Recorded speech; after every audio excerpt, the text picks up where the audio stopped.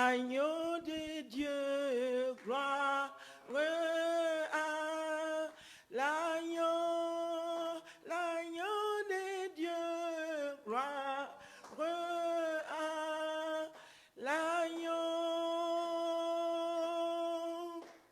Louange à l'agneau. Louange à l'agneau, l'agneau qui règne, louange à l'agneau, l'agneau vivant et louange à l'agneau, puissance à l'agneau, l'agneau, Puissance à l'agneau, l'agneau qui revient, puissance à l'agneau, l'agneau vivant et puissance à l'agneau, victoire à l'agneau, l'agneau de Dieu, victoire à l'agneau, l'agneau puissant et victoire à l'agneau, l'agneau qui revient, victoire à l'agneau, l'agneau vivant et victoire à l'agneau, l'agneau qui règne, victoire à l'agneau, la victoire de Dieu, victoire à l'agneau. Oui, la victoire et l'honneur à l'agneau de Dieu, à celui qui nous a aimés et qui nous délivre,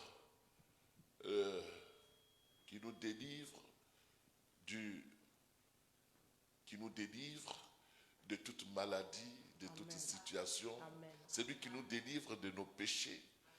C'est pourquoi ce matin, nous nous réjouissons d'être dans sa présence. La Bible déclare en Apocalypse chapitre 4 qu'il y a eu, autour du trône, il y a eu 24 trônes. Et sur ces trônes étaient 24 vieillards assis, vêtus de vêtements blancs et leurs têtes couronnées d'or. Du trône sortent des éclairs, des voix et des coupes de tonnerre. Devant le trône brûlent 7 lampes ardentes qui sont les 7 esprits de Dieu. Et il y a devant le trône comme une mer de verre semblable à du cristal. Au milieu du trône et autour du trône, il y a 4 êtres vivants remplis de Dieu, devant et derrière. Et le premier des êtres vivants est semblable à un lion. Le second être vivant est semblable à un vœu. Et le troisième être vivant a la face d'un homme. Et le quatrième être vivant est semblable à un aigle qui vole. Les 4 êtres vivants ont chacun 6 ailes et ils sont remplis de Dieu tout autour et au-dedans. Ils ne cessent de dire jour et nuit, Saint, Saint, Saint est le Seigneur Dieu, le Tout-Puissant, qui était, qui est et qui vient. Et la Bible continue dans Apocalypse chapitre 5, il dit, quand il eut pris le livre, les 4 êtres vivants et les 24 vieillards se prosternent devant l'agneau, tenant chacun une harpe et des coupes d'or remplies de parfums, qui sont les prières des saints. Et ils chantaient un cantique nouveau, disant, tu es digne de prendre le livre et d'en ouvrir les sceaux, car tu as été immolé et tu as racheté pour Dieu par ton sang des hommes de toute tribu, de toute langue et de tout peuple et de toute nation. tu as fait d'eux un royaume et des sacrificateurs pour notre Dieu et ils régneront sur la terre. Alors, bien-aimés, ce matin, voici ce qu'il a fait. Il a fait de nous un peuple. Il a fait de nous des sacrificateurs et il a fait de nous des rois. C'est pourquoi nous régnerons sur la terre. Nous avons raison de célébrer son nom. Nous avons raison de célébrer sa grandeur. Nous avons raison de célébrer son œuvre de rédemption qui a fait de nous un peuple et qui a fait de nous un royaume de sacrificateurs. C'est pourquoi ce matin, chers sacrificateurs, c'est pourquoi ce matin, chers rois et chères reines, c'est pourquoi ce matin, bien-aimés dans le Seigneur, nous voulons célébrer le Seigneur, nous voulons le glorifier, nous voulons lui dire qu'il mérite la louange, qu'il mérite la gloire, qu'il mérite l'honneur. C'est lui qui nous a délivrés de la puissance du malin, de la puissance des ténèbres, et par lui, nous avons la vie. C'est pourquoi ensemble, nous allons élever la voix et lui dire merci pour son œuvre excellente, lui dire merci pour sa grâce merveilleuse, lui dire merci pour son salut merveilleux. Ensemble, bénissons le Seigneur.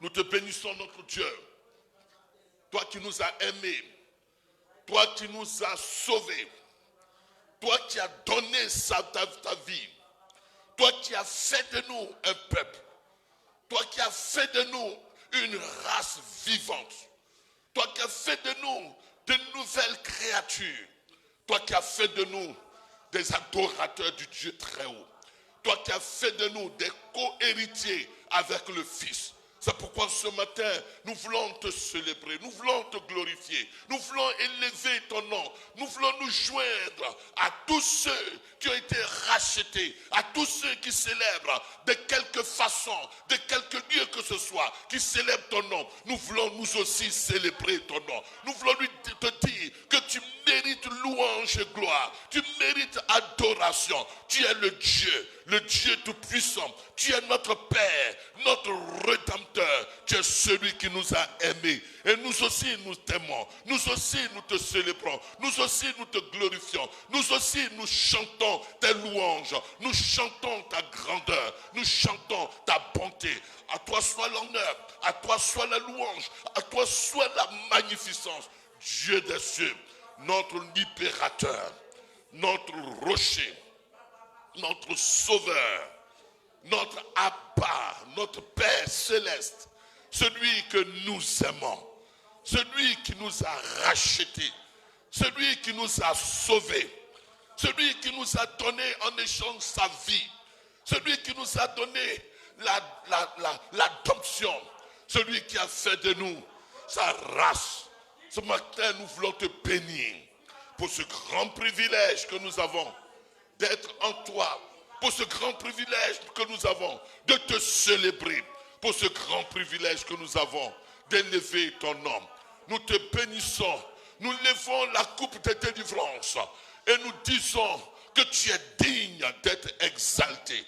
Nous levons la coupe de délivrance et nous nous disons et nous nous prosternons dans ta présence. Avec les anges et les saints, nous disons Saint, Saint, Saint est l'Éternel. Nous voulons ce matin te donner l'adoration. Nous voulons ce matin te donner la magnificence. Nous voulons ce matin te donner la célébration.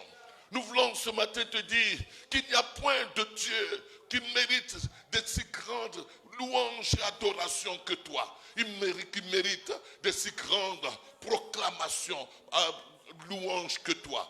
Nous voulons ce matin exalter ton nom du plus profond de notre être. Nous voulons ce matin confesser ta grandeur, confesser ta seigneurie. Nous voulons confesser que tu es digne.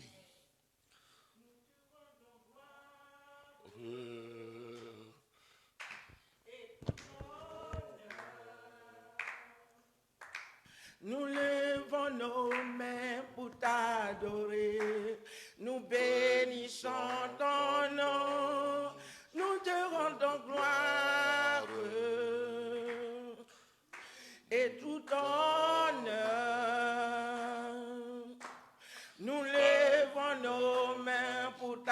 t'adorer. Nous bénissons ton nom, car tu es grand. Tu fais des si grands miracles. Il n'y a point de Dieu comme toi, Seigneur. Il n'y a point de Dieu comme toi, que tu es grand. il fait des si grands miracles. Nul n'est comparable à toi, Seigneur. Nul n'est comparable à toi. Nous te rendons gloire et tout honneur. Nous levons nos mains pour t'adorer. Nous bénissons ton nom. Nous te rendons gloire et tout honneur. Nous levons nos mains pour t'adorer. Nous bénissons ton nom car tu es grand. Tu fais des si grands miracles. Il n'y a point de Dieu comme toi. Il n'y a point de Dieu comme toi, car tu es grand. Tu fais des si grands miracles. Il n'y a point de Dieu comme toi. Il n'y a point de Dieu comme toi. Oui, j'ai regardé dans Apocalypse chapitre 5 toujours, au verset 11, j'ai regardé et j'ai entendu la voix de beaucoup d'anges autour du trône et des êtres vivants et des vieillards. Et leur nombre était de myriades et de myriades, de milliers et de milliers. Ils disaient d'une voix forte, l'agneau qui a été immolé est digne de recevoir la puissance, la richesse, la sagesse, la force, l'honneur, la gloire et la louange. Et toutes les créatures dans le ciel, sur la terre, sous la terre, sur la mer, et tout ce qui s'y trouve. Et je les entendis qui disaient à celui qui est assis sur le trône et à l'agneau soit la gloire, l'honneur, la louange et la force au siècle des siècles. Et les 24 et les 4 êtres vivants disaient Amen. Et les vieillards se prosternaient et l'adoraient. Alléluia. Les vieillards se prosternaient et l'adoraient. Les rois des nations se prosternaient et l'adoraient. Toute créature se prosternait et l'adorait. C'est pourquoi il a été dit de Jésus-Christ que tout nom, le nom qui est au-dessus de tout nom, lui a été donné. C'est pourquoi en ce nom, tout genou fléchit et toute langue confesse qu'il est Seigneur. Il mérite l'adoration, il mérite la louange, il mérite la célébration, il mérite la gloire. C'est pourquoi en tout lieu que les enfants de Dieu, que tout être vivant se trouve, mérite d'adorer notre Dieu, mérite d'élever la voix vers Dieu, mérite de lui dire qu'il est digne de gloire et de magnificence. C'est pourquoi ce matin, de quelque lieu que vous soyez, adorez avec nous le Seigneur, proclamez ses bienfaits, honorez son nom et confessez sa grandeur. Ensemble encore, nous voulons lui dire qu'il n'y a point d'autre Dieu comme lui. Nous voulons lui dire qu'il n'y a point d'autre Seigneur comme lui. Nous voulons lui dire qu'il est digne d'être assis sur son trône de gloire. Ensemble, adorons notre Dieu. Glorion shakarabayon shikabababa. Lorion shikarabayon shikabababa sonka. Lorion takarabayon shikabababayo sinkalababa. Glory Lorion Sakarabayan Shika Baba Baba. Aramayan Shika Malang Sankababayan Shika. Lorion Sakarabayan Shaka Baba Baba. Borimayan Sankarabayan Shika Baba la Kanso Kababa. Rion Sakarabayan Shika Baba Baba la Kanso. Léon Sakaramayan Shika Baba Baba Baba. Réon Tokorion Baba Baba Son Kababa. Adore-le, adore-le, proclame sa bonté, proclame sa grandeur, proclame sa célébrité, proclame son nom au-dessus de tout nom, proclame sa grandeur au-dessus de toute grandeur, proclame Dieu, roi des nations, roi des nations, roi des nations, de génération en génération. Il est roi, il est Seigneur. Il mérite que tu te prosternes et tu confesses de tout cœur sa grandeur, sa seigneurie. Il mérite que tu lui dises qu'il n'y a point sur la terre comme dans les cieux et sous la terre comme sur la mer. Il n'y a point de Dieu comme lui. Oh notre Dieu, nous te reconnaissons divin, nous te reconnaissons grand, nous te reconnaissons au-dessus de toute force, de toute puissance. Alors reçois adoration. Reçois adoration. Alléluia. Gloire à toi. Gloire à toi. Béni sois-tu. Gloire à toi. Alléluia. Nous sommes exaucés au nom de Jésus-Christ. Nous voulons ce matin lui apporter notre action de grâce. En effet, en Philippiens, en 1 Thessaloniciens chapitre 5, il est écrit ceci. En 1 Thessaloniciens chapitre 5, le verset 17 et verset 18. Nous voulons dire cela. En Thessaloniciens, 1 Thessaloniciens. Je suis en train de trouver 1 Thessaloniciens, chapitre 5, le verset 17 et le verset 18. Il est écrit ceci. Priez sans cesse, mais par-dessus cela, rendez grâce en toutes choses, car c'est à votre égard la volonté de Dieu en Jésus-Christ. Priez sans cesse, mais rendez grâce à Dieu en toutes choses, car c'est à votre égard la volonté de Dieu en Jésus-Christ. Quelqu'un pourrait me dire, je veux connaître la volonté de Dieu. Et la volonté de Dieu, c'est que tu lui rendes grâce en toutes choses. Tu lui rendes grâce pour toutes choses. Tu lui rendes grâce pour toutes circonstances. Tu lui rendes grâce pour tous ses bienfaits. Tu lui rendes grâce pour sa main toute puissante qui s'est étendue sur ta vie tout au long de la semaine. Tu lui rends grâce parce que c'est lui qui ne dort ni ne sommeille. C'est lui qui veille sur toi. Tu lui rends grâce pour ton pays. Tu lui rends grâce pour ta famille. Tu lui rends grâce pour ta maison. Tu lui rends grâce pour tous tes pas sur lesquels il est Seigneur. Tu lui rends grâce pour toutes choses. Ensemble, nous voulons lui dire merci. Lui qui nous a gardés, lui qui a veillé sur nos vies, lui qui a veillé sur chacun de nous. Ensemble, bénissons le Seigneur. Nous voulons ce matin te dire merci.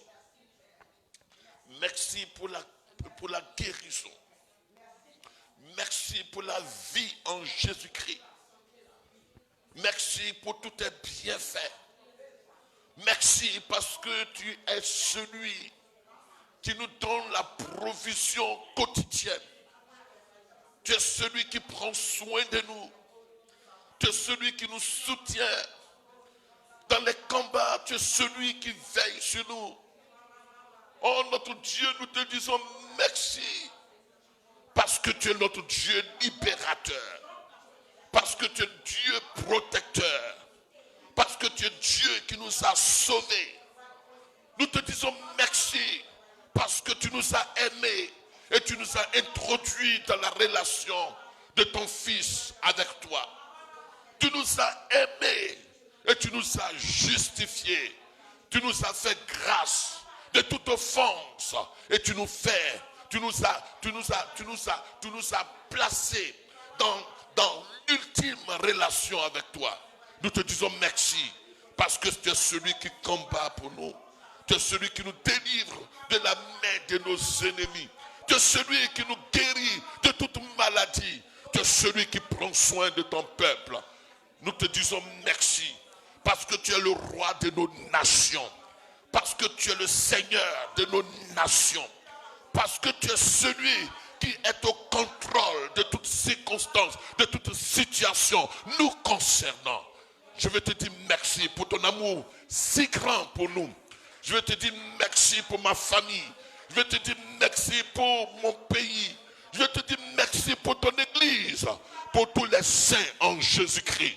Seigneur, chaque jour, tu assures la victoire à ton peuple. À toi soit la gloire, à toi soit l'honneur pour tout ce que tu fais. Gloire à toi, au nom de Jésus-Christ. La Bible dit dans 2 Corinthiens chapitre 2, verset 14. C'est l'apôtre Paul qui fait cette déclaration. Il dit, grâce soit rendue à Dieu, qui nous fait toujours triompher en Jésus-Christ. Grâce soit rendue à Dieu, qui nous fait toujours triompher en Jésus-Christ. Oh, devant toute adversité, il te fait triompher. Devant tout combat, il te fait triompher. Devant toute compétition, il te fait triompher. Devant toute circonstance, il te fait triompher. Et il te donne la position de triomphateur selon 2 Corinthiens chapitre 2 verset 14. Alors ce matin, tu vas confesser que tu es triomphateur. Il a fait de toi un plus que vainqueur. En toutes choses, en toute saison, en toutes circonstances, tu es un plus que vainqueur. Tu es vainqueur sur les vicissitudes de la vie, sur les circonstances de la vie. Tu es vainqueur en toutes choses. Ensemble, bénissons et confessons. Faisons cette déclaration parce que je suis vainqueur, parce que je suis triomphateur, parce que je suis triomphateur. Je triomphe de toute adversité, je triomphe de tout ennemi, je triomphe de toute maladie, je triomphe du péché. Il a dit que le péché n'aura point de pouvoir sur vous. Je suis triomphateur en Jésus-Christ. Je suis triomphateur de toute situation. C'est moi qui triomphe par Jésus-Christ qui vit en moi. Je suis triomphateur. C'est pourquoi ce matin, je ne crains aucun mal. Je ne crains aucun mal parce que Christ fait de moi un triomphateur. Oh notre Dieu, nous te bénissons.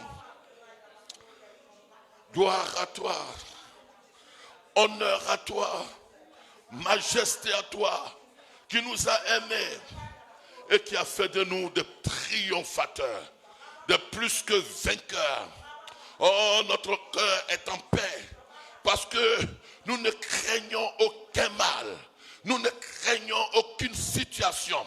Nous savons toute situation sous nos pieds. Et tu as dit dans ta parole, tu nous as donné d'être établis chef suprême. Et tu as tout mis sous nos pieds. C'est pourquoi nous ne confessons que notre victoire. Nous ne confessons que notre triomphe. Nous ne confessons que Jésus-Christ qui vit en nous a triomphé de la mort. Et nous disons, ô mort, où est ton aiguillon? Où est ta victoire? Nous sommes plus que vainqueurs en celui qui nous a aimés. Seigneur, nous te bénissons. Oh, gloire à toi pour ce salut merveilleux. Pour ce salut merveilleux. Pour ce salut merveilleux. Nous avons un salut complet. Nous avons un salut complet. Gloire à toi. Nous sommes exaucés au nom de Jésus-Christ.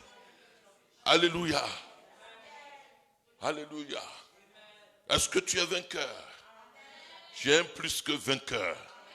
La Bible déclare que tout ce qui est né de Dieu triomphe du monde. Et la victoire qui triomphe du monde, c'est notre foi en Jésus-Christ. Alors, parce que nous sommes conçus dans la foi en Jésus-Christ, nous sommes par conséquent des plus que vainqueurs. Oh, je ne sais pas quelle situation vous traversez. Je ne sais pas quel combat face auquel vous êtes présenté. Je ne sais pas qu'est-ce qui vous défi. Mais quel que soit le défi qui vous est lancé, quelles que soient les circonstances qui défient votre foi, je dis que votre foi vous fera triompher. Parce que c'est la foi de celui qui a vaincu la mort, qui a vaincu le monde, qui réside désormais en vous. Je ne sais pas ce que vous traversez. Je ne sais pas ce que vous vivez dans votre maison. Je ne sais pas ce que vous vivez dans votre lieu de travail. Je ne sais pas ce que vous vivez dans votre corps. Mais je déclare, parce que l'Esprit de Dieu habite en vous, il vous fait triompher. La Bible déclare que si l'Esprit qui a ressuscité Christ d'entre les morts habite en vous, il donnera aussi la vie à vos corps mortels. La vie est ton héritage. La vie Zoé est ton héritage. Et la part de l'héritage de Christ, que Christ qui a vaincu la mort, ta part c'est aussi la victoire sur la mort au nom de Jésus-Christ. Alléluia. Nous voulons voir ensemble ce que dit la parole de Dieu. Dans Colossiens chapitre 1, le verset 12 au verset 13. Et je prie que vous nous suiviez ce matin et que vous méditiez ces paroles avec nous. En Colossiens chapitre 1, le verset 12 au verset 13. Colossiens chapitre 1, le verset 12 au verset 13. La Bible déclare, c'est l'apôtre Paul qui fait cette excellente déclaration. Il dit, rendez grâce au Père qui vous a rendu capable d'avoir part à l'héritage des saints dans la lumière. Il nous a délivrés de la puissance des ténèbres et nous a transportés dans le royaume de son Fils bien-aimé. Dis Amen. Rendez grâce à Dieu qui nous a rendus capables, qui nous a donné la capacité au-delà de nos limites naturelles, qui nous a donné la capacité au-delà de nos forces physiques. Dieu te rend capable. Son esprit en toi te rend capable. Ne dis pas que je ne suis pas capable. Il dit tout est possible à celui qui croit. Or, croire, c'est entendre. Croire, c'est le fait qu'on se conforme à ce que Christ a accompli. C'est le fait qu'on dise que ce que Christ a accompli, il l'a accompli pour moi. Et donc, tout est possible à celui qui croit. Si tu crois ce matin, comprends que Dieu te rend capable. Rien n'est impossible pour toi. Il dit grâce soit rendue à Dieu le Père, qui nous a rendus capables, qui nous a donné cette capacité, qui nous a donné aussi cette aptitude à pouvoir avoir part à l'héritage des saints. Nous sommes des sun klerenomos. Nous sommes de ceux qui partagent l'héritage avec Christ. Et donc, il dit, il nous a délivrés de la puissance des ténèbres. Il nous a délivrés. Au fait, le mot délivrer, c'est roumaille. Il nous a roumaille de la puissance des ténèbres. C'est quoi la puissance des ténèbres? D'aucuns croiraient qu'il nous a délivrés de Satan. Il nous a délivrés de la sorcellerie. Il nous a délivrés des démons. Mais ce que l'apôtre Paul veut dire, ce n'est pas cela. La puissance des ténèbres, au fait, les escousia des ténèbres, les escousia de ce que, de l'obscurité, de l'incompréhension. Il nous a délivrés de quoi? De l'absence de la connaissance. Au fait, nous étions autrefois sans connaissance. Il nous a délivrés de notre identité erronée. Au fait, c'est quoi? Les ténèbres. Les ténèbres avaient envahi notre conscience. Et ce que Dieu pensait de nous, nous pensions le contraire. Et les ténèbres faisaient que ce que Dieu disait de nous, nous pensions le contraire. Dieu dit, tu es plus que vainqueur. Et toi tu dis que non, je ne suis pas vainqueur. Tu es dans les ténèbres. Dieu dit, voici je vous donne le pouvoir de marcher sur les serpents, sur les scorpions et sur toute la puissance de l'ennemi. Et rien ne pourra te nuire. Et toi tu dis que non, je ne peux pas marcher sur les serpents. Je suis trop faible. Ça c'est les ténèbres. Dieu dit, il a pris ta malédiction pour que tu sois béni en lui. Et toi tu dis encore, je suis maudit. C'est ça les ténèbres. Dieu dit que tu es désormais fils de Dieu. Et tu dis que je suis un pécheur. C'est ça les ténèbres. Les ténèbres, ça avoir une identité erronée de soi. Une identité erronée de celle que Dieu nous attribue. Et grâce soit rendue à Dieu qui nous a délivrés de cette incompréhension de la pensée de Dieu. Ce matin, nous avons la pensée de Dieu. Dis Amen. Nous pensons comme Dieu, dit Amen. Nous voyons comme Dieu, dit Amen. Nous avons la foi de Christ, dit Amen. Et nous triomphons comme Christ a triomphé. Si nous avons cette pensée, alors nous ne sommes plus dans les ténèbres. C'est que nous sommes sortis des ténèbres et nous a transportés dans le royaume de son Fils. Nous sommes maintenant des concitoyens des saints, des concitoyens de son royaume. Nous sommes maintenant concitoyens avec Christ. Nous sommes maintenant dans le royaume de Dieu. Dis Amen. Nous n'attendons pas la mort pour aller dans le royaume de Dieu. Nous sommes maintenant dans le royaume de Dieu. Jésus a dit, le royaume de Dieu est venu parmi vous et il habite en nous. Et la Bible déclare que Dieu ne pouvait pas résider. La gloire, le ciel ne pouvait pas contenir sa gloire. Désormais, Dieu est venu résider dans ton cœur. C'est pourquoi la Bible déclare en 1 Corinthiens chapitre 6 au verset 17, nous avons le même esprit de Dieu. Et l'esprit de Dieu est venu résider en toi. Le royaume de Dieu est en toi. Dis Amen. Nous avons le royaume de Dieu. Dis Amen. Nous vivons la joie du royaume de Dieu. Nous vivons la paix du royaume de Dieu. Nous vivons la providence du royaume de Dieu. Et nous ne sommes déficients de rien. Alors nous voulons dire merci parce que tu nous as délivrés des ténèbres. Tu nous as délivrés de toute conception erronée, de toute imagination erronée, de toute mauvaise pensée. Tu nous as délivrés de la puissance du péché. Ensemble, bénissons le Seigneur.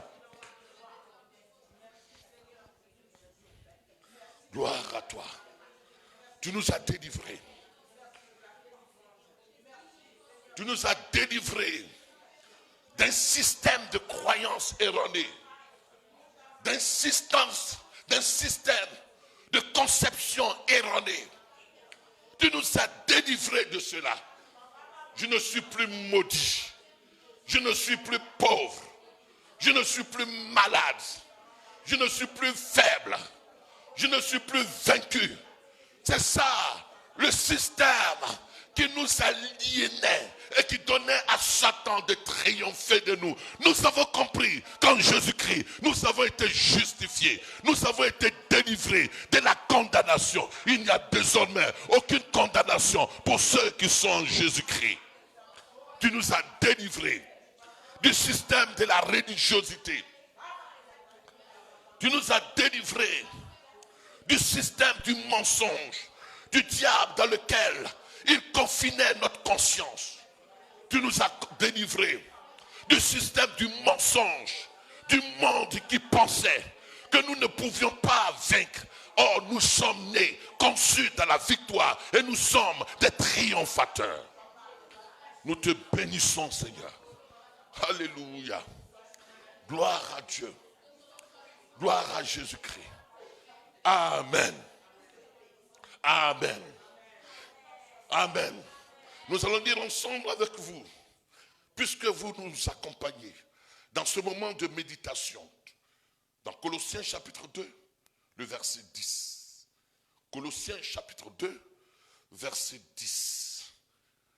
Colossiens chapitre 2, verset 10. Étant donné que vous avez été délivrés des ténèbres, de la puissance des ténèbres. Au fait, la puissance des ténèbres, c'est la puissance du mensonge, du système de ce monde. Disons Amen. Je vous explique. Grâce soit rendue à Dieu, qui nous a rendus capables et qui nous a délivrés de la puissance de quoi? De ténèbres. Et ténèbres, c'est ignorance. Ténèbres, c'est conception erronée. C'est croyance erronée. La Bible dit, il n'y a plus de condamnation pour ceux qui sont en Jésus-Christ. Les ténèbres disent que, mais tiens, comme tu es issu d'une famille idolâtre, tu gis d'une malédiction héréditaire, générationnelle. Ça, c'est les ténèbres. Jésus est venu nous donner la compréhension de la pensée de Dieu, eu égard l'œuvre que Christ a accomplie à la croix. Les ténèbres, c'est le système religieux dans lequel nous étions confinés et nous pensions que c'est par nos efforts que nous pourrions être agréables à Dieu. Or, Dieu a tout accompli sans qu'il ne nous demande quoi que ce soit. Et nous lui sommes d'avance agréables à cause de Jésus-Christ qui a accompli ces choses pour nous. Dis Amen. Les ténèbres, c'est un mauvais système de pensée qui avait envahi notre conscience.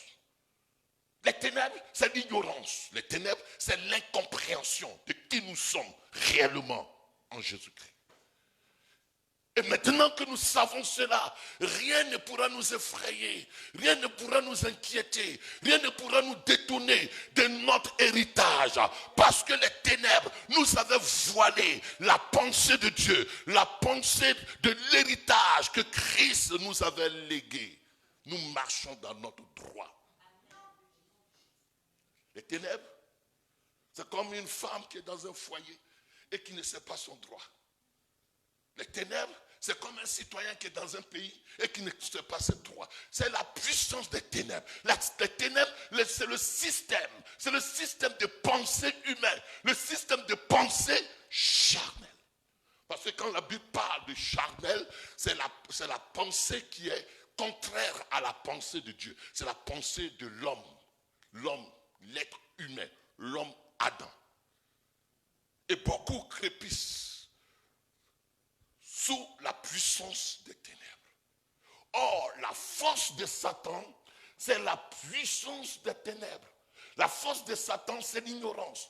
Donc, il agit sous la pression de l'ignorance qui a envahi la conscience des uns et des autres.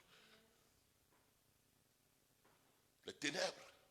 C'est pourquoi l'apôtre Paul dit, Jésus a dit à l'apôtre Paul, je t'ai envoyé afin que tu leur ouvres les yeux, pour qu'ils passent de la puissance des ténèbres à la puissance de Dieu.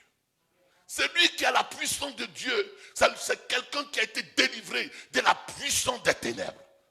Vous ne pouvez pas triompher, vous ne pouvez pas régner aussi longtemps que vous n'êtes pas délivré de la puissance des ténèbres. C'est-à-dire que de la puissance de l'ignorance, eu égard ce que Christ a accompli pour vous.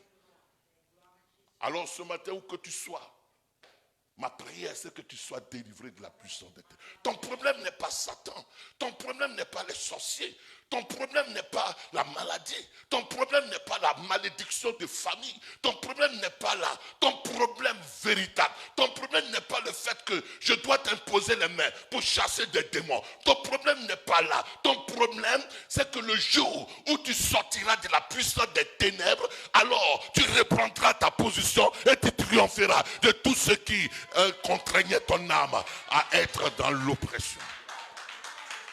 Grâce soit rendue à Dieu qui nous a délivrés de la puissance des ténèbres, de l'ignorance, de l'aveuglement, du système de croyance erronée, de notre identité erronée.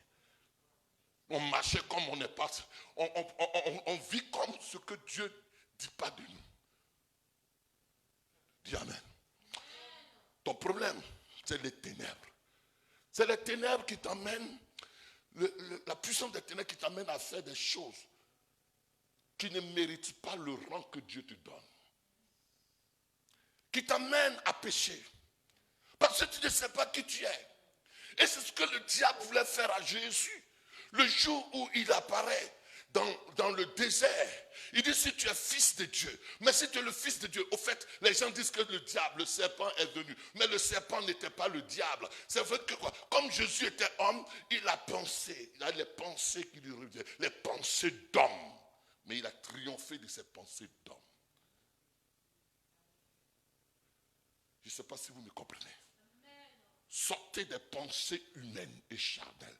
Quand la Bible dit que tu es charnel, la Bible ne dit pas que tu as un système de pensée qui est différent du système de pensée de Dieu. Tu as un système de pensée humain, comme un homme. Oh, Jésus est venu nous délivrer de cela. Alors ce matin, disons Colossiens chapitre 2, verset 10. Colossiens chapitre 2, verset 10. Et comme tu es délivré de la puissance des ténèbres, nous voulons dire avec toi une parole. Colossiens chapitre 2, verset 10. Colossiens chapitre 2, verset 10. Vous avez tout pleinement en lui, qui est le chef de toute domination, de toute autorité. Amen. Étant délivré de la puissance des ténèbres, je comprends maintenant que j'ai tout pleinement en lui. J'ai la victoire en lui. J'ai la paix en lui. J'ai le salut en lui. J'ai la guérison en lui. J'ai la liberté en lui. J'ai la victoire sur les ténèbres en lui. J'ai la victoire sur le monde des démons en lui. Pourquoi? Parce que mon système de pensée s'est allié au système de pensée de Jésus-Christ. Or, Jésus-Christ est en moi. La Bible déclare que si je vis, ce n'est plus moi, Dakouri, qui vit, mais c'est Christ qui vit en moi. Et parce que Christ vit en moi, Christ est invincible. Je suis invincible. Christ est invincible. Je suis invincible. Alors, ce matin, j'acquiers le système de pensée de Dieu et je dis que je suis délivré de la puissance des ténèbres. Et je ne peux plus raisonner comme quelqu'un qui est assujetti au système de la puissance des ténèbres. Il dit, vous avez pleinement tout en lui. Ce matin, je vais dire à quelqu'un, tu as la paix en lui. Ce matin, je vais dire à quelqu'un, tu as l'abondance et la surabondance en lui. Il dit, je suis venu avec mes brebis, et la vie et qu'elle est en abondance.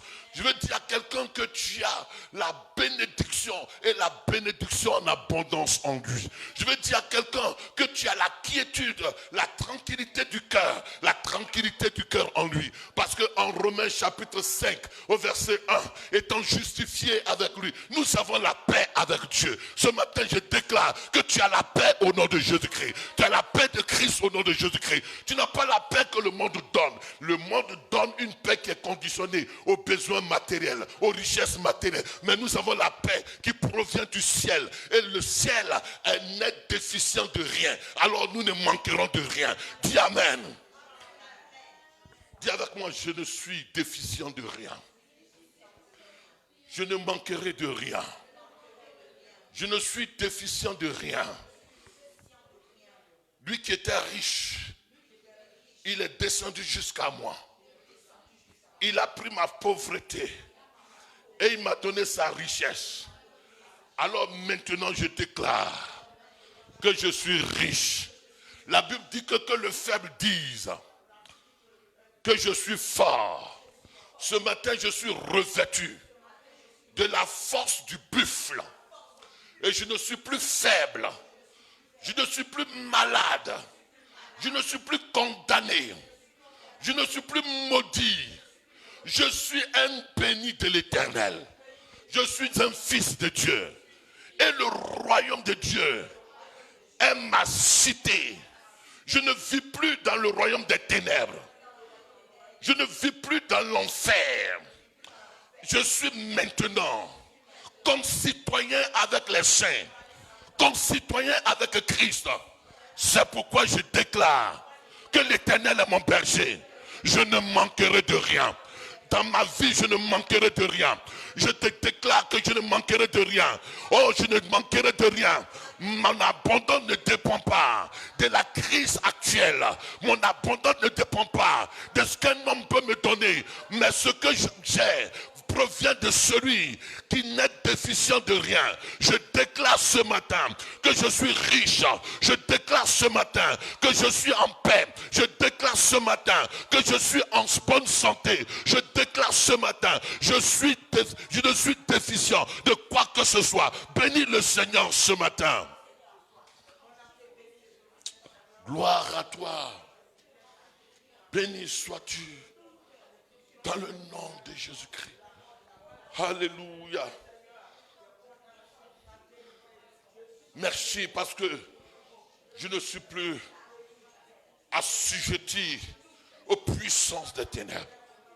Dans le nom de Jésus-Christ. Amen. Amen. Amen.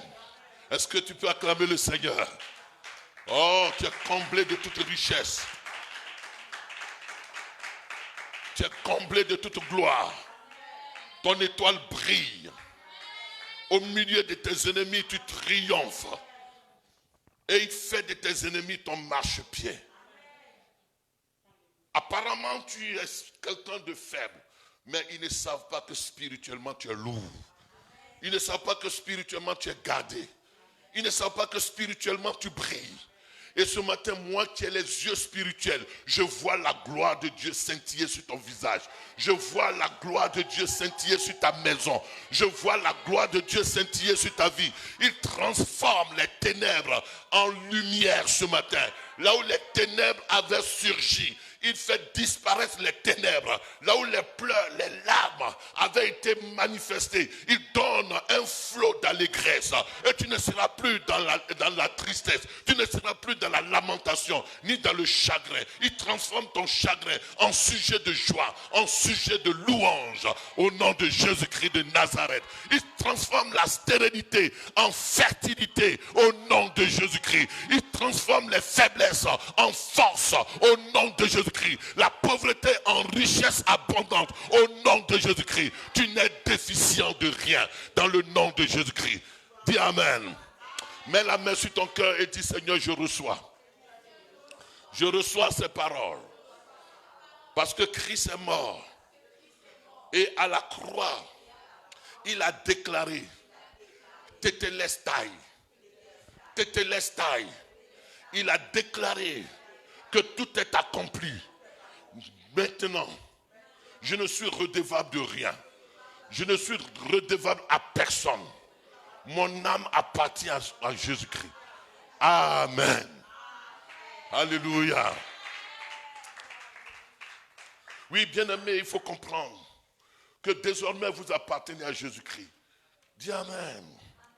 Tu appartiens à Jésus-Christ. C'est pourquoi tu ne dois plus rien à qui que ce soit. Dis Amen. Spirituellement, tu n'appartiens à aucune famille, mais tu appartiens à la famille céleste. Tu ne portes plus les symptômes de la malédiction héréditaire. Tu portes les germes du royaume de Dieu en toi. Et tu produis les fruits du royaume. C'est pourquoi ne sois pas sous la puissance des ténèbres. La religion nous a dit la puissance des ténèbres. Satan t'a vaincu. Non, ce n'est pas Satan qui est vaincu. C'est toi-même qui es vaincu par des pensées erronées de ton identité. Et parce que tu ne connais pas ton identité, tu agis par dévers ce que tu es. Tu agis un peu comme une femme, elle est mariée, quand elle était célibataire, elle se conduisait comme une célibataire. Maintenant qu'elle est mariée, elle se comporte comme une femme mariée.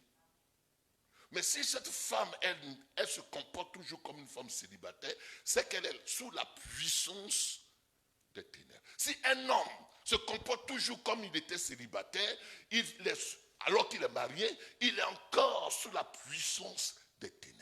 La puissance des ténèbres, c'est un système de pensée charnel qui ne corrobore pas avec le système de pensée divin. L'apôtre Paul dit, nous avons la pensée de Christ. Et ceux qui ont la pensée de Christ ont vaincu la puissance des ténèbres. Et c'est la pensée des ténèbres qui induit les uns et les autres au désordre. Que Dieu vous bénisse. Alors ce matin, Père, nous te bénissons pour ton peuple. Ton peuple que tu délivres de la puissance des ténèbres, de la pensée erronée de leur identité, de la pensée erronée de ce que tu penses d'eux et de ce que tu vois en eux, de la considération que tu leur donnes, à laquelle ils n'étaient pas conscients.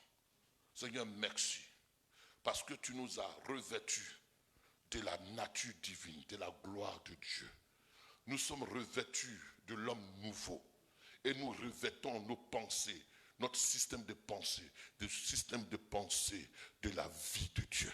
Merci Seigneur, parce que c'est fait au nom de Jésus-Christ. Amen. Avant que nous ne prêchions ce matin, je voudrais vous saluer, vous qui nous suivez de près comme de loin. Et nous sommes très heureux de partager ces moments avec vous.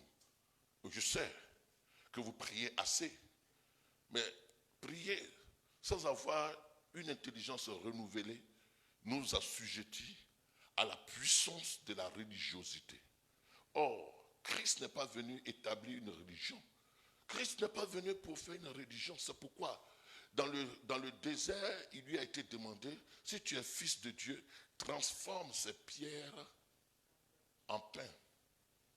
C'est-à-dire que permet que la loi puisse être suffisante et que la loi continue d'être imposée.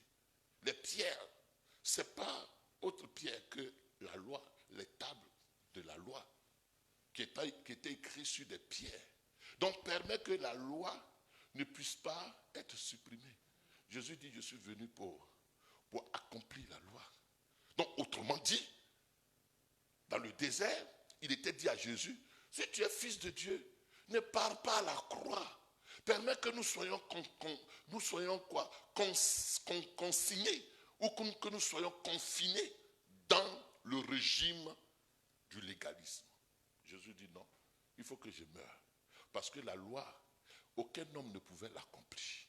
Et quand je vais mourir, la mort dont je vais faire montre sera l'accomplissement de la loi. Et donc, quiconque croira en moi aura déjà accompli la loi. Parce que moi, je l'aurai accompli. C'est pourquoi ce matin, tu ne peux pas obéir à la loi. Tu ne peux même pas respecter les 10 commandements. Aucun homme. Mais nous avons obéi via Jésus-Christ. Et par Jésus-Christ, nous sommes de ceux qui sont agréables à Dieu.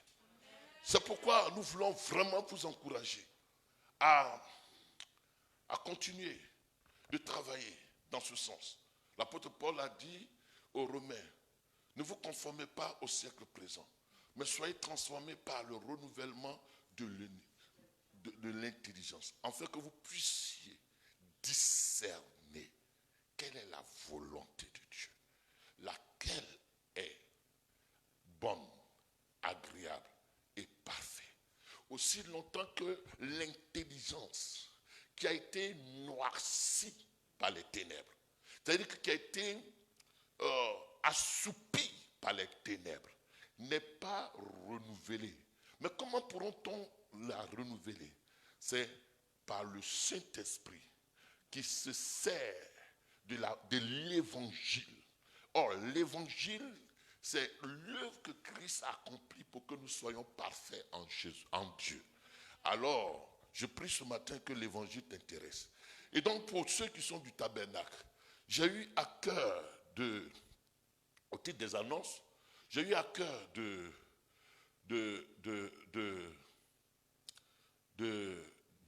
proposer à l'église un jeûne de 21 jours. Ce jeûne de 21 jours, je l'expliquerai mieux le mardi. Mais nous allons faire un jeûne ou alors un moment de prière de 21 jours. L'objectif, c'est pour demander à Dieu l'orientation pour une nouvelle année 2021. Pourquoi cela? Nous avons souffert, beaucoup souffert en 2020. Et les circonstances ont concouru à la non-réalisation de beaucoup d'objectifs que nous nous étions assignés en 2020. Nous allons demander au Seigneur, comme la situation était telle, comment est-ce que nous devons nous comporter? Quelle orientation veux-tu que nous prenions? Et pour cela, j'ai pris un exemple, le roi David. Vous voyez bien le roi David en divers passages. Vous direz cela dans 1 Samuel 23, versets 2 à 5. Le roi David partait en guerre contre les Philistins. Et la Bible déclare que David a consulté le Seigneur. Et le Seigneur lui a dit, va, tu vas gagner. En un autre passage, dans 1 Samuel chapitre 30, versets 6 à 9, alors que David était habitué à la guerre, la Bible déclare que les Philistins sont encore revenus à la charge et ils ont pillé Siclac et tous les biens de ceux qui suivaient David. Et David, étant dans l'angoisse, il s'est appuyé sur le Seigneur. Et quand il s'est appuyé sur le Seigneur, il a demandé à Dieu. Il a dit une parole à Dieu. Est-ce que je peux poursuivre? Est-ce que je peux atteindre? Parce qu'il ne faut pas poursuivre simplement. Vous risquez de poursuivre, mais sans l'orientation de Dieu, vous êtes en train de poursuivre dans le vide. Vous poursuivez le vent. Alors nous allons dire ce passage. 1 Samuel chapitre 30, versets 6 à 9. C'est très important que vous sachiez cela. 1 Samuel chapitre 30, versets 6 à 9. L'objectif de ce moment, c'est que nous puissions avoir une direction de la part de Dieu. Chapitre 30, versets 6 à 9. 1 Samuel chapitre 30, versets 6 à 9. David fut dans une grande angoisse, car le peuple parlait de le lapider, parce que tous avaient de l'amertume dans l'âme, chacun à cause de ses fils et de ses filles. Tu vois, David, celui qui était acclamé hier, à cause d'une situation de défaite apparente. Le peuple a eu ses biens pillés. Le peuple a été, les enfants, les filles et les fils sont rendus esclaves. Et la Bible déclare que le peuple était dans l'amertume. Le peuple même, de peur que le peuple lapide le David qu'ils avaient plébiscité hier. Vous voyez bien, c'est ça le cœur de l'homme. Quand ça va, il est avec toi. Quand ça ne va pas, il est prêt à te lapider. C'est ce qu'ils ont fait à Moïse. Oh, Moïse, tu es celui qui est vraiment le libérateur. Tu as parlé à la mer Rouge et nous avons traversé la mer Rouge. Oh, Moïse, tu es formidable. Mais quelques jours après, ils ont eu soif. Et ils ont commencé à dire à Moïse, mais pourquoi tu nous as fait sortir de l'Égypte? Or, nous étions en Égypte, au moins nous mangions des concombres. Nous mangions bien. Même si nous étions esclaves, nous mangions et nous dormions. Mais tu nous as menés dans ce désert. Et la Bible déclare que le peuple s'apprêtait à lapider Moïse lorsque Dieu a donné la solution à Moïse. Et quelquefois, ils ont eu faim. Et Dieu a permis par l'entremise de Moïse que la nourriture vienne du ciel. Et ils ont mangé. Et quand ils ont mangé, ils ont commencé à applaudir, à plébisciter Moïse. Mais quand les moments sont devenus difficiles, ils ont commencé à prendre des cailloux. L'homme, quand ça va, il vous plébiscitera. L'homme, quand ça va, il chantera vos louanges. Il parlera bien de vous. Parce qu'il trouve en vous un intérêt. Parce qu'il trouve en vous un réconfort. Parce que vous lui faites du bien pour la circonstance. Mais quand ça ne va pas, quand ça n'ira pas demain, ce même homme qui disait Hosanna au plus haut des cieux, béni soit celui qui vient au nom du Seigneur, c'est le même homme qui dira, crucifiez-le, crucifiez-le. L'homme est un être qui tergiverse. L'homme est un être qui change. Or, c'est ce qui marque la différence entre l'homme et la déité. La Bible déclare que Dieu, Jésus-Christ, est le même hier. Il est le même aujourd'hui. Il est le même éternellement. En lui, il n'y a point d'ombre de variation. L'homme est un être variable. Il varie en fonction de ses émotions. Il varie en fonction de son ventre. Il varie en fonction de la satisfaction de ses besoins auxquels vous prenez part aujourd'hui. C'est pourquoi l'apôtre Paul dit, si je cherchais la faveur qui vient de l'homme, je ne serais pas serviteur de Dieu. Parce que l'homme qui vous acclame aujourd'hui, demain, il ne vous acclamera plus. Et bien aimé, ce matin, je vais te dire, comme le disait Jérémie, malheur à celui qui se confie dans l'homme. Malheur à celui qui met sa confiance dans l'homme. Jérémie chapitre 17, verset 5. Malheur à celui qui s'appuie sur l'homme et qui ne s'appuie pas sur Dieu. Et donc, comment il s'appelle? David a vu que le peuple qui l'avait plébiscité, le peuple même qui était dans les créances, ce peuple était dans les créances. Ce peuple était mécontent. Ce peuple avait des dettes. Et David, par son leadership, a fait de ce peuple malheureux de vaillants hommes. Alors voilà ce peuple-là qui s'apprête à vouloir lapider David parce que des Philistins sont venus les ravir leurs biens. Et la Bible déclare que David était dans l'angoisse. Je ne sais pas quelle angoisse dans laquelle vous êtes. Je ne sais pas quelle situation qui a été pour vous une déception profonde de l'homme en qui, ou de la personne en qui vous pensiez que la personne vous accompagnerait jusqu'au bout. La personne vous soutiendrait jusqu'au bout. La personne serait votre réconfort jusqu'au bout. David, il ne s'est pas appuyé sur l'homme. La Bible déclare que David, il a pris courage, il s'est appuyé sur l'Éternel son Dieu. Je vais t'amener ce matin, toi qui m'écoutes, à t'appuyer sur l'Éternel ton Dieu. Parce qu'avec l'homme, avec la chair, tu ne vivras que la déception. Tu ne vivras que le regret. Il y en a qui disent que, mais tiens, si je savais, je n'allais pas l'aider. Mais tu as bien fait de l'aider. Tu as bien fait de l'aider parce que tu es divin. Dieu nous a sauvés et cependant nous le trompons pour marquer souvent la nature humaine dont nous faisons montre. Mais tu es divin. Et quand on est divin, on ne s'épuise pas de faire le bien. Dis Amen. Quand on est divin, on fait le bien en dépit de l'instabilité du cœur de l'homme. On fait du bien sans attendre de l'homme des applaudissements. Et moi, je n'attends pas de toi des applaudissements. Parce que demain, quand je serai mal, tu te joindras à mes ennemis pour dire ce que tu veux dire de moi. Alors, David s'est appuyé sur qui? Sur Dieu. David s'est appuyé sur Dieu. Et donc, vous allez voir que David va dire à Dieu. Il va dire à Dieu au verset suivant, au verset 8. Et David consulta l'Éternel en disant, poursuivrai-je cette troupe? L'atteindrai-je? Et l'Éternel lui répondit, poursuis, car tu atteindras et tu délivreras. Dis Amen. Car tu atteindras et tu délivreras. Bien-aimé, quand on consulte l'Éternel pour le début de cette année, l'orientation qu'il te donne, il te donne de poursuivre et il te donne d'atteindre. Quand on ne consulte pas l'Éternel, quand on commence à poursuivre, on n'atteint jamais.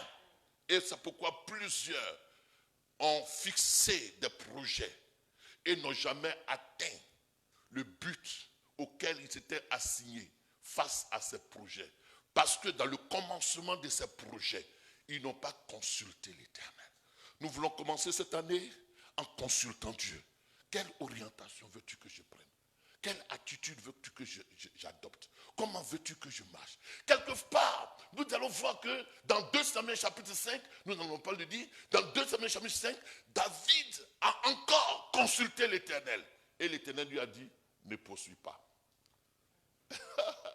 Ne poursuis pas. Parce que si tu poursuis, tu n'atteindras pas. Oh, si toi tu étais David, habitué au combat, habitué à des victoires, habitué à des guerres, tu n'allais pas te donner la peine de consulter de nouveau. Puisque toute ta vie, tu as vu que Dieu t'a donné de la victoire, il t'a donné du succès. Mais en toutes choses, consultons le Seigneur. En toutes choses, composons avec le Seigneur. Même quand il s'agit de ton travail, consulte le Seigneur. Même quand il s'agit de tes projets, consulte le Seigneur.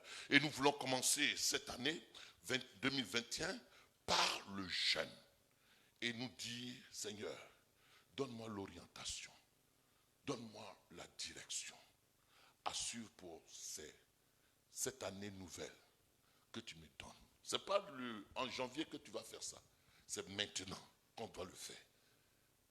Face à des décisions, tu as besoin, pas des conseils des hommes, pas des conseils de ton père ni de ta mère, pas le conseil de tes soeurs, pas le conseil. C'est vrai, le conseil des hommes vient confirmer la direction que le Seigneur t'a donnée. Le conseil des prophètes et des hommes de Dieu vient confirmer la direction que Dieu t'a donnée. Il y en a qui attendent, disent, oh, le prophète, qu'est-ce que Dieu a dit? Non, ce n'est pas le prophète qui va dire ce que Dieu a dit. Ce que tu dis, c'est que tu vas dire, Seigneur, qu'est-ce que tu dis? Et quand le prophète vient, il ne fait que confirmer ce que Dieu a dit. Donc, il y en a qui suivent, ils vont de programme à programme.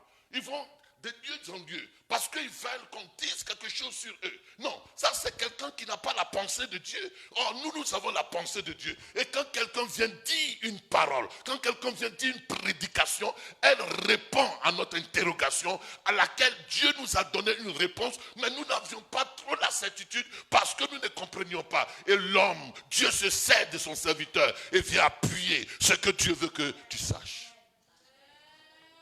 Alors, ce matin, nous voulons vous donner de pouvoir prendre l'habitude de consulter Dieu pour votre démarche administrative, même pour habiter une maison, même pour le changement d'un appartement. Je parle à mon fils qui m'entend ce matin. Même pour un voyage. La Bible déclare que le cœur de l'homme forme beaucoup de projets. Mais c'est le projet de l'Éternel qui s'accomplit. Et quand tu as le projet de l'Éternel, tu n'es déficient de rien. Parce qu'il te donne les ressources pour l'accomplir. Quand tu as le projet de l'Éternel, tu ne manques de rien. Parce que c'est lui qui t'a mandaté de ce projet. Face à l'adversité, il te viendra au secours. Il te délivrera de tout mal. Bien-aimés, ça fait plus de 35 ans que nous sommes mariés. Et donc, nous avons reçu des paroles, des directives claires de la part du Seigneur au sujet de notre mariage. Nous avons connu des tempêtes, des situations catastrophiques pour lesquelles nous n'espérions plus. Mais parce que nous avions la direction du Seigneur, quand c'était difficile, nous avons dit, Seigneur, n'est-ce pas que tu avais parlé? Et Dieu réitère son alliance pour dire, ne t'inquiète pas, je suis avec toi. Il dit, si l'Éternel ne bâtit la maison, ceux qui bâtissent, ceux qui travaillent en vain.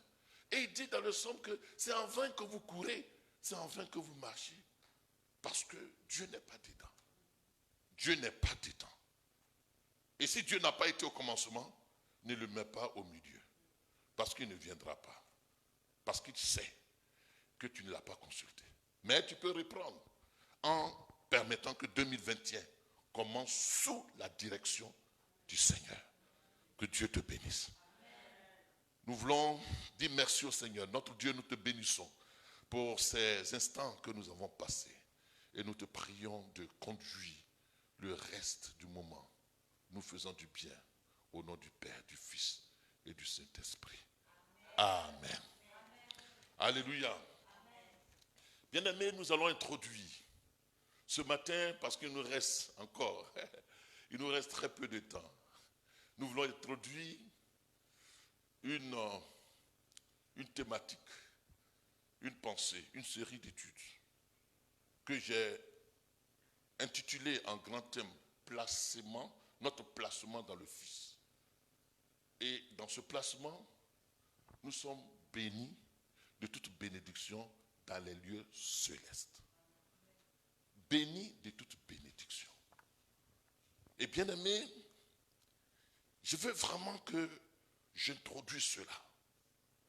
Je vais introduire cela et dimanche encore, puisque nous ne finissons jamais, parce que nous commençons des thèmes, mais je ferai un effort un dimanche pour ne pas faire tous ces commentaires que j'ai fait avant et vous aider convenablement. Vous savez que Jésus est mort avec beaucoup de paroles, avec beaucoup de vérité, avec beaucoup de révélations qu'il n'a pas pu livrer à ses disciples. Vous me suivez? Jésus est mort, il a accompli l'œuvre à la croix, c'est vrai. Mais il y a des choses. Il disait à ses disciples dans Jean chapitre 16, au verset 12, au verset 13. Il dit, j'ai encore beaucoup de choses à vous dire, mais vous ne pouvez pas les supporter maintenant. Mais quand le consolateur viendra, le allos parakletos, quand le allos parakletos, quand l'enseignant, quand celui qui est c'est comme dans le juridique, celui qui connaît les textes de loi et qui les interprète en la faveur des héritiers. Quand il viendra, il prendra le testament que je vous laisse et il vous interprétera mes pensées. Donc le Saint-Esprit est venu pour qu'il nous donne l'interprétation du testament que Christ nous a laissé. Nous sommes des héritiers. Et notre Père n'est pas là.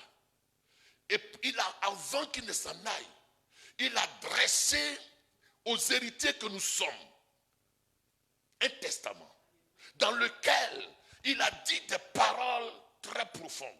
Il a laissé des richesses. Il a laissé des privilèges à chacun des héritiers que nous sommes.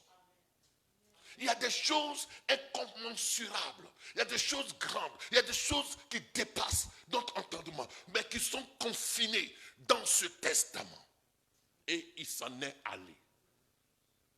Et le testament est clos.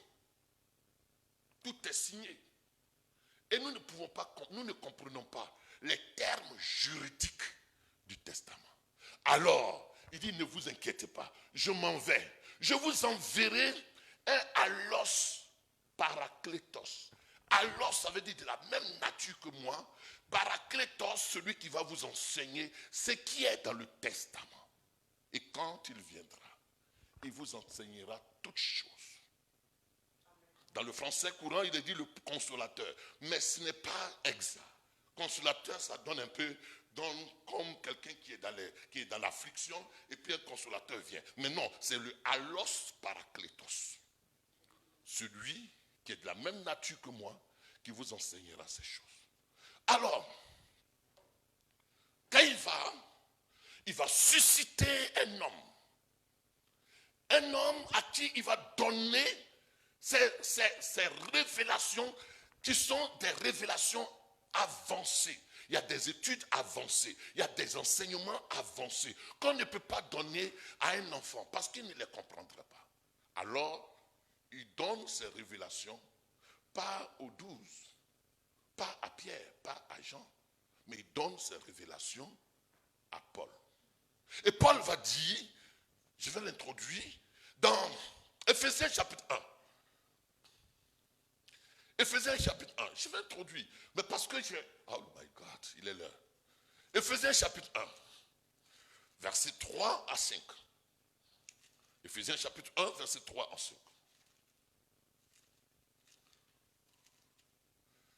Éphésiens chapitre 1, verset 3 à 5. Béni soit Dieu et Père de notre Seigneur Jésus-Christ, qui nous a bénis de toute bénédiction spirituelle dans les lieux célestes en Jésus-Christ. En lui, nous avons été élus avant le katabalo, avant la fondation du monde, pour que nous soyons saints et irréprochables devant lui. Il nous a prédestinés dans son amour à être des enfants d'adoption par Jésus-Christ, selon le bon plaisir de sa volonté. Amen. Oh, chaque mot est une richesse. Béni soit Dieu et Père, qui nous a bénis de toute bénédiction dans les lieux célestes. Mais quelle était cette bénédiction? Il nous a bénis depuis les lieux célestes. Donc, en descendant sur la terre, nous étions bénis. En étant engendrés en Christ, nous sommes engendrés bénis. Et nous sommes d'une race bénie. Au fait, cette bénédiction est immuable, est indissociable, elle est ineffaçable. Il n'y a rien qui peut effacer. Celui que Dieu a béni est béni. Je ne le dis pas ce matin pour que vous puissiez prendre plaisir à vivre comme vous voulez. Mais si vous viviez même comme vous voulez, vous êtes déjà béni dans les lieux célestes. Mais quand on est conscient d'être béni, on ne vit pas non plus n'importe comment. Mais nous sommes bénis de toute bénédiction. C'est-à-dire que notre bénédiction n'a pas source sur la terre. Elle n'a pas été conférée par un humain. Elle n'a pas été conférée par n'importe qui. Elle a été conférée par l'auteur même de la bénédiction.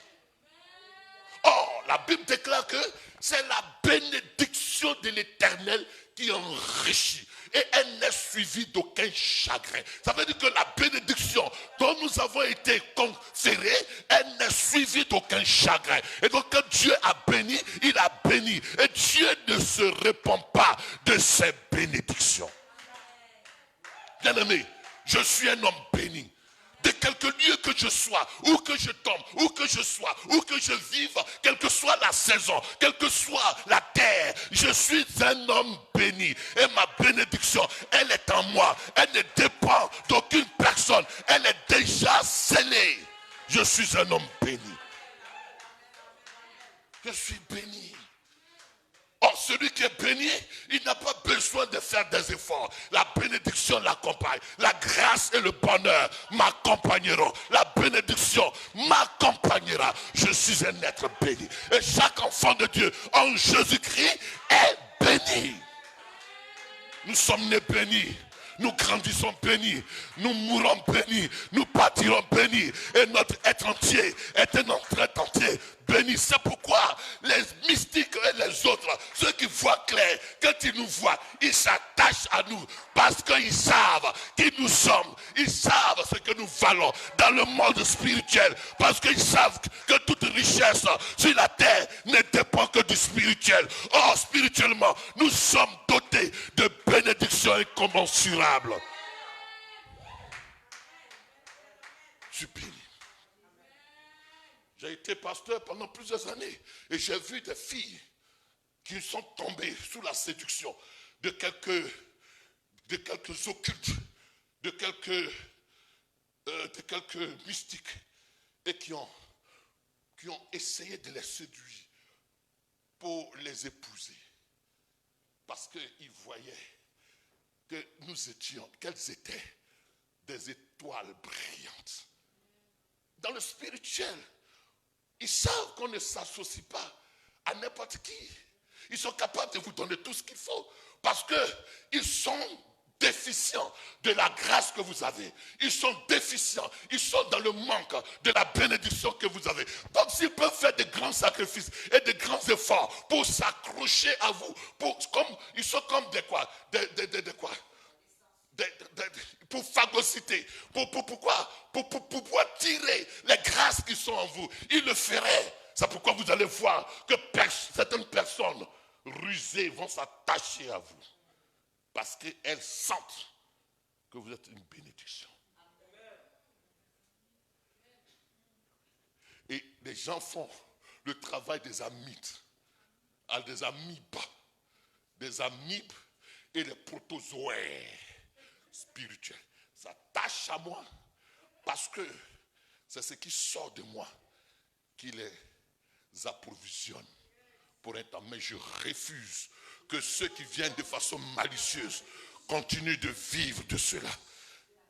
À moins qu'ils se convertissent et qu'ils réalisent eux aussi et qu'ils soient introduits dans la bénédiction de Jésus-Christ. Bien-aimé, si tu as volé ma bénédiction, tu n'iras pas loin. Parce que demain matin, je te l'arracherai. Parce qu'elle est inéchangeable. Je t'arracherai. Il faut que chacun expérimente sa bénédiction avec celui qui est là-haut dans les cieux et qui bénit de toute bénédiction. Et donc tous ceux qui ont profité, tous ceux qui ont été des amibes et qui ont été des protozoaires, je refuse que tu t'en ailles. Tu ne pourras pas régner avec ma bénédiction. Parce que moi, je suis béni de toute bénédiction dans les lieux célestes. Ma bénédiction n'est pas conditionnée par des bons temps, n'est pas conditionnée par des circonstances favorables. Qu'il y ait corona, qu'il n'y ait pas corona, que tu sois là, que je ne sois pas là, que tu ne sois pas là. Je suis déjà béni. C'est toi qui es en train de perdre parce que tu ferais mieux de t'approcher vite pour que je te montre comment être béni toi aussi. Tu vois pas que je grossis. Période de corona, je grossis. Je grossis mieux. Dieu fait plus grâce quand la situation est difficile. Parce qu'il veut montrer à mes ennemis que ma bénédiction ne dépend pas d'eux. Il veut montrer aux hommes que ce qu'il me donne ne dépend pas d'eux. Donc il fait en sorte que les circonstances soient désastreuses pour que je puisse briller davantage. Et que ma brillanteur et ma brillantise et ma brillanterie puissent amener mes ennemis à réaliser que la bénédiction ne dépend pas d'eux. Béni soit celui qui nous a bénis de toute bénédiction. Pas une seule bénédiction, c'est pluriel de toute bénédiction dans les lieux célestes, dans les lieux auxquels aucun homme n'a accès si Dieu n'est avec lui, dans les lieux auxquels aucun être charnel n'a accès si Dieu ne l'y transporte. Ma source, tu ne peux pas l'atteindre si tu n'es pas en Christ. Ma source, mon coffre fort de bénédiction, tu ne peux pas y parvenir si Dieu ne t'a pas introduit dedans. C'est pas comme ça on s'y introduit. On ne s'y introduit pas par sa volonté. On ne s'y introduit pas par les malices. On ne s'y introduit pas par sa religiosité. On s'y introduit en croyant que Jésus-Christ est le Fils de Dieu. En croyant et en acceptant l'œuvre que Christ a accomplie. Même si tu l'as volée, elle séchera. Parce que tu n'as pas la source. Tu n'as pas la source. Tu n'as pas la source. C'est pourquoi je dis Abba Père. Abba Père. Abba, c'est mon Père. Abba, c'est ma source de mes sources. La source de mes ressources. Abba, c'est la source de mes ressources. Père, mon Père, c'est celui qui est le géniteur de toute grâce excellente. Bien-aimés, nous allons comprendre ce thème. Et je vous supplie de nous suivre. Parce que, quelle est la nature de cette bénédiction? Quand Jésus est mort, il est ressuscité, Il n'a pas donné des valises d'argent. Il n'a pas donné de l'or à ses disciples. Il est venu. La Bible déclare que sur le mont des Oliviers, il les a bénis et il s'en est allé. La bénédiction de l'Éternel, elle vaut plus que de l'argent. Elle vaut plus que de l'or. Et la bénédiction de l'Éternel a été avec les apôtres. Et ils ont traversé des temps de persécution. Et les temps de persécution n'ont pas effacé la promesse de Dieu sur leur vie. Quand la bénédiction de l'Éternel s'attache à vous, aucune circonstance ne peut ni l'atténuer, ni l'éradiquer, ni l'annuler. Personne, aucun homme sur la terre, qui qu'il soit, il ne peut, parce qu'elle vient d'une source lointaine et elle m'accompagne sur la terre. C'est pourquoi je vous convie au culte du dimanche prochain. Parce que je veux exploser. Je veux dire des choses qui sont d'un niveau avancé. Je veux dire des choses qui vont te dépasser. Ma bénédiction. C'est pourquoi quand je ne donne pas pour être béni. Non. Je ne donne pas. Je donne parce que je suis béni. Ne donne plus jamais si tu n'es pas béni. Je donne pour exprimer ma bénédiction. Et plus je donne, plus il donne en abondance.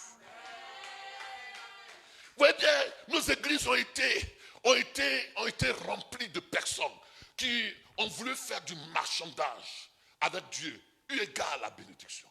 Ils viennent à l'église, ils font un petit cadeau juste pour avoir la bénédiction. Mais ils ne peuvent pas trahir Dieu. On ne peut pas tromper Dieu. On ne peut pas tromper Dieu. La Bible déclare qu'on ne se moque pas de Dieu. Ce qu'un homme aura sémé, il le moissonnera. Et donc, ils viennent pour trafiquer avec Dieu. Et certains prédicateurs abusent de leur ignorance. Et il leur dit qu'il veut donner 1000 euros. Alors donne 1000 euros et tu seras béni. Non, ça ne se fait pas comme ça. Ça ne se marchande pas. La bénédiction, elle tire une source, sa source dans le spirituel. Dans une communion avec le bénisseur, avec Dieu qui bénit. Et dimanche, je vais vous montrer une source excellente de la bénédiction. Ce dont je voulais vous parler ce matin, si j'introduis, on ne va pas quitter. Mais je vais vous parler de ça. Est-ce que vous savez que Dieu, dans sa générosité, bénit des hommes et il leur fait délégation de bénir. Et ceux que eux ils bénissent, ils sont bénis à la même enseigne que Dieu bénit. Pour sauver l'humanité, Dieu a pris une forme humaine et il est venu sur la terre. Il pouvait rester au ciel nous sauver, mais il a pris une forme humaine. Ma soeur, tu suis? Il a pris une forme humaine pour sauver des humains. Jésus-Christ, Dieu a été incarné en Christ et il a sauvé des humains. Et ça a été comme ça dans le cycle de vie. Même quand il doit annoncer la naissance de Jésus, Dieu prend la forme humaine sous forme de Gabriel, El Gabor, celui qui a la parole. Et puis Gabriel bénit les entrailles de Marie. Et puis après il disparaît. On parlait de la théophanie. Pour sauver Israël, Dieu prend la forme humaine d'un homme appelé Moshe. Et Moshe fait des choses surnaturelles. Pour sauver l'humanité, Dieu prend des anges, des messagers, comme Élie, comme Élisée. Et de nos jours, il prend des patriarches, comme moi, comme ton leader, comme ton pasteur, qui sont dépositaires de la grâce de Dieu. Je parle de ceux qui marchent de la vérité.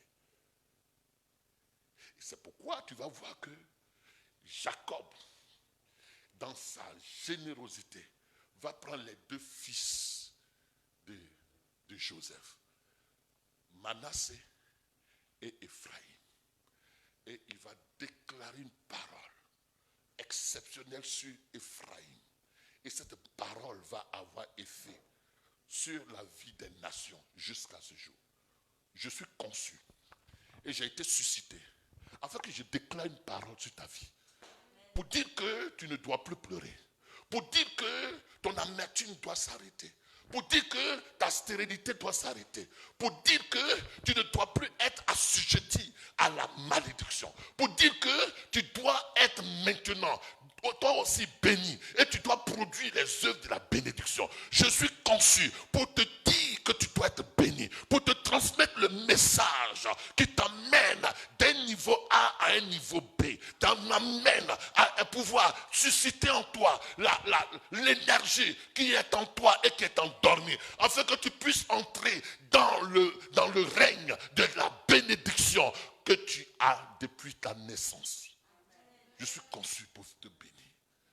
Et dimanche, nous prierons, nous parlerons de cela. Que Dieu te bénisse. Nous voulons terminer ce moment en t'encourageant, en te disant que la bénédiction, elle est en toi. Elle est sur toi. Elle est dans ta maison. Seulement, il faut savoir comment la déclencher. Comment la manifester. Tu es un homme béni. Et la source de la bénédiction, c'est être en Christ. Si tu es en Christ, tu es rentré dans le cercle de ceux qui sont bénis. Et dans ce cercle-là, toi aussi, tu dois être transmetteur de la bénédiction. Et ceux qui acceptent ta parole et qui acceptent l'évangile que tu prêches avec moi, eux aussi entrent dans le réseau de la bénédiction. Nous sommes conçus pour être source de bénédiction. Nous sommes conçus pour transmettre la bénédiction à ceux qui veulent la posséder et qui veulent accepter la source de la bénédiction. Pas ceux qui veulent prendre les effets de la bénédiction, mais ceux qui veulent se connecter à la source de la bénédiction. Or, la source de la bénédiction, c'est Jésus-Christ qui est mort et qui est ressuscité pour toi. Et c'est Jésus-Christ en toi qui est la source de la bénédiction. Alors, c'est pour cela, je suis venu pour exciter en toi la grâce de Dieu, pour exciter en toi les faveurs qui t'accompagnent. Il a dit à Jérémie, je te connaissais avant que tu ne sois né, je te connaissais. Je t'ai consacré dans le sein de ta mère, prophète, et tu es né avec une étoile, et l'étoile doit briller. Tu es conçu dans cette génération pour manifester la puissance de Dieu, pour manifester la grâce de Dieu, pour manifester et révéler Dieu. Alors ce matin, je vais te dire, arrête de pleurer, arrête de regarder, de te comparer à qui que ce soit. L'étoile que tu as, elle est suffisante pour te propulser dans la destinée divine. Tu es un homme béni, tu es une femme bénie, tu es une maison bénie, tu es une nation bénie, et tes pas sont bénis. À quelque lieu où tu pars, tu n'es déficient de rien. Je suis venu te dire ce que tu es aux yeux de Dieu, et tu dois le comprendre pour manifester ce que tu as comme potentiel dans le nom de Jésus-Christ. Est-ce qu'on peut acclamer le Seigneur? Alors lève les mains. Pendant que tes mains sont levées, Jésus dit, je me tiens à la porte et je frappe. Si quelqu'un entend ma voix et ouvre la porte, j'entrerai. Ouvrir la porte, c'est faire l'expérience de Christ en toi. De faire la rencontre avec Christ. Et si tu as su que tu as fait cette expérience, alors tu es candidaté et tu es mandaté à manifester la bénédiction. La bénédiction est en toi. Et je dis ce matin pour ton cœur qui souffre et pour reconnaître que Christ est mort et qu'il est suffisant pour que tu ne sois plus assujetti à quelques malédictions de famille. Ce matin, je déclare que ton âme saisisse cette vérité d'une femme bénie. Peu importe les épreuves que tu traverses aujourd'hui, c'est parce que tu es béni que tes ennemis voient qu'il faut qu'ils t'amènent à pouvoir ignorer ce que tu es en Jésus-Christ. Mais quoi qu'il fasse, tu es béni. quoi que les circonstances fassent, tu es béni. Quoi que les hommes fassent, tu es béni. La Bible déclare que celui que Dieu a béni, personne ne peut le maudire. Et je déclare que la bénédiction qui est en toi, elle se révélera. C'est pourquoi la Bible dit que la création tout entière attend avec un ardent désir la manifestation des fils de Dieu. Ils attendent que tu déploies la grâce de Dieu qui est en toi. Ils attendent que tu sois théophanisé. Et quand tu seras théophanisé, alors ils verront que tu étais béni. Depuis le sein de ta mère, tu es béni. Depuis ta naissance, tu es béni avec une étoile. Et ton étoile brillera. Elle continuera de briller. Elle continuera de briller. Et je déclare ce matin que ton étoile brille. Et qu'elle brille davantage. En ces temps de crise, en ces temps de difficulté, ton étoile te permettra d'entrer là où naturellement tu ne pouvais pas entrer. Ton étoile te permettra d'être connecté à des hommes que tes efforts naturels ne pouvaient pas te connecter. Ton étoile te permettra d'accéder dans des lieux où tu ne pouvais pas accéder. Ton étoile t'ouvrira des portes. Ton étoile disposera de faveurs sur ton chemin. Je déclare ce matin que tu ailles de gloire en gloire, de bénédiction en bénédiction, de faveur en faveur, parce que telle est la volonté de Dieu pour toi. Je te bénis ce matin et je déclare que ta bénédiction, qu'elle soit sécurisée par la grâce de Dieu qui repose sur toi dans le nom de Jésus-Christ de Nazareth. Et nous disons Amen. Amen. Sur ce, nous voulons vous encourager. Le Seigneur aime ceux qui donnent avec joie. Et si vous avez participé à cette émission, vous avez quelque chose à donner. Vous avez votre prière à donner. Vous avez votre encouragement à donner. Vous avez aussi une offrande à donner. Si vous voulez participer à l'avancement de l'évangile, à l'action de diffusion de l'évangile, nous vous encourageons. Sur notre plateforme est indiqué notre PayPal. Je vous encourage, et surtout Tabernacle, apprenez à donner. On parlera de cela dans tout ce thème. Donner, déploie, excite la bénédiction. Ne pas donner est une façon de dire que je n'ai pas besoin que Dieu t'y ajoute ce que tu voudrais donner à ma vie. Donc apprenez à donner. Donner décante des situations. Et nous voulons vraiment compter sur vous afin que vous fassiez votre offrande. Vous fassiez une offrande. Et votre offrande sera la bienvenue. Que la grâce et la paix de notre Seigneur Jésus-Christ, la communion du Saint-Esprit, soit avec vous. Que vos pas soient couronnés de faveur. Et que vous fassiez des rencontres extraordinaires, des connexions avec des Jonathan qui vont vous amener et vous propulser dans votre destinée au nom de Jésus-Christ.